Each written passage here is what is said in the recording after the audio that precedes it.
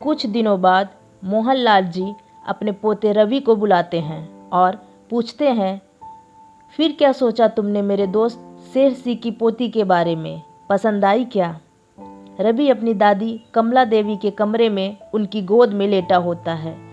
उसकी मनोदशा को समझते हुए दादी तुरंत बात संभाल लेती है। अरे साहब, इतनी भी क्या जल्दी है, उनको कह दीजिए अभी रवि बाहर पढ़ने जा रहा है, 2 साल बाद देखते हैं, ईश्वर को मंजूर होगा तो ये रिश्ता ज़रूर हो जाएगा। दादाजी ने नज़र बचाकर रवि दादी को थम्स अप दिखाता है और मन ही मन उन्हें कस के लिपट लेता है। सोचता है क्या बचाया है। मोहनलाल जी कहते हैं, बस कमला, तुम और तुम्हारा यह लाडला, पता नहीं तुम दोनों में क्या खिचड़ी पकती रहती है जो मैं समझ नहीं पाता। यह कहकर दादाजी छड़ी उठाकर बाहर चले जाते हैं। रवि जब भी शहर से घर आता है उसे दादी की गोद में लेटना बहुत अच्छा लगता है। उसके दूसरे भाई बहन अक्सर उसे छेड़ते हैं, डॉक्टर साहब हो गए हो पर दादी की गोद में लेटना नहीं छोड़ोगे।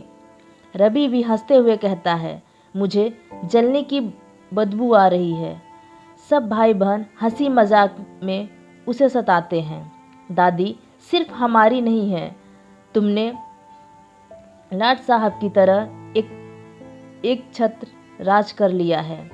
कमला देवी यह सब सुनकर मुस्कुराती रहती है। घर का माहौल हमेशा प्रेममयी रहता है और सब कंजिन वापस में हंसी मजाक में वक्त बिताते हैं। कुछ समय बाद रवि अपनी मास्टर्स की डिग्री के लिए विदेश चला जाता है और वहाँ पढ़ाई में बिजी रहता है।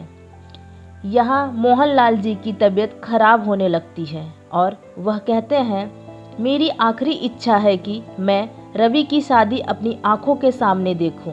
इस बीच रवि जैस्मिन नाम की लड़की से शादी का वादा कर लेता है जो उसके साथ ही पढ़ती है। कुछ महीने बाद रवि जब अपने घर आता है तो जैस्मिन को भी साथ लाता है।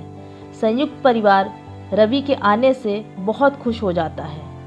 कुछ समय बाद जब मोहनलाल जी की तबीयत में सुधार होता है तो रवि अपनी दादी से जैस्मिन के साथ शादी की बात करता है और कहता है, मैं जैस्मिन के बिना नहीं रह पाऊँगा। घर में सब लोग इस पर चर्चा करते हैं और सब बड़े दादा की बात का समर्थन करते हैं कि जैस्मिन बहुत अच्छी लड़की है। हमने अपने व्यवहार से जैस्मिन सबका दिल जीत लेती है और मोहनलाल जी की खूब सेवा करती है। फिर कुछ दिनों बाद रवि और जैस्मिन की शादी भारतीय रीति रिवाज से हो जाती है। इस कहानी से हमें यह सीख मिलती है कि परिवार की अहमियत और दादी पोते के रिश्ते की खासियत को समझना कितना महत्वपूर्ण है। दादी का प्यार और समर्थन रवि के लिए एक मजबूत आधार बनता है जो जीवन की बड़ी जिम्मेदारियों का सामना करने में उसकी मदद करता है। परिवार में कभी रिश्ते हंसी मजाक और एक दूसरे की चिंता दिखाते हैं कि प्यार और सहयोग से जीवन कितना बेहतर हो सकता है। शादी के लिए दादी की आशीर्वाद की महत्वता और भारतीय रीति रिवाजों की सुंदरता भी इस कहानी में उजागर होती है। दोस्तों, कहानी पसंद आई हो तो एक लाइक और अपने दोस्तों से शेयर करना ना भूलें। रोज़ाना ऐसी ही कहानियों के लिए चैनल को सब्सक्राइब करें। धन्यवाद।